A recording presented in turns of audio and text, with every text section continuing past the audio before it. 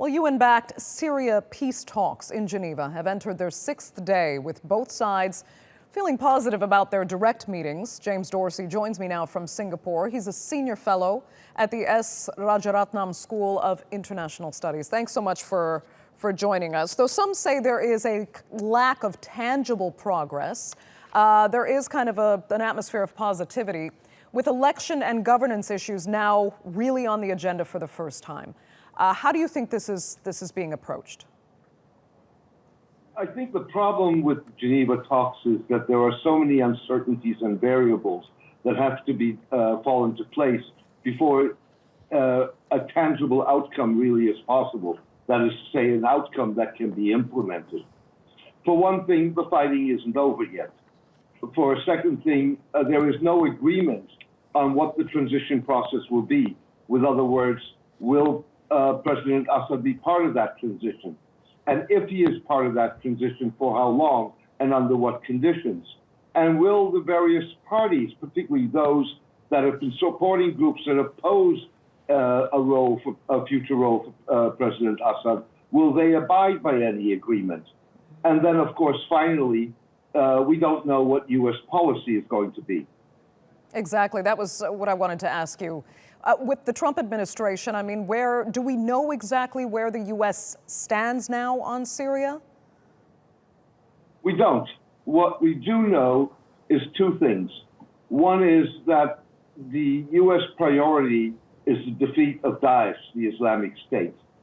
And we had the statement by the U.S. ambassador to the United Nations yesterday, who stated that President Assad was a big obstacle to achieving progress in Syria. So that's the first time that we've really heard that President Trump and the Trump administration has a problem with Assad. Now, as a matter of principle, if the Islamic State were to be militarily defeated in Syria, then there is an opportunity for the United States to help the country transit into a post-war period.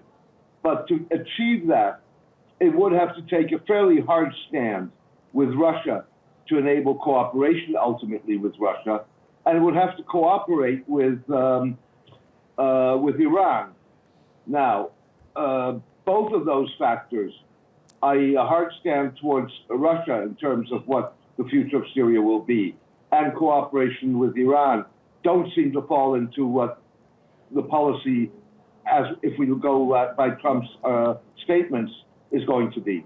Just quickly, do you think it's a positive or just a procedural step to have U.S. Secretary of State Rex Tillerson meeting his Turkish counterparts today?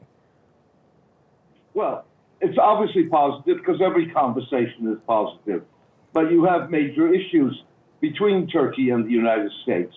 For one, you have the issue of the YPG, the Kurdish forces.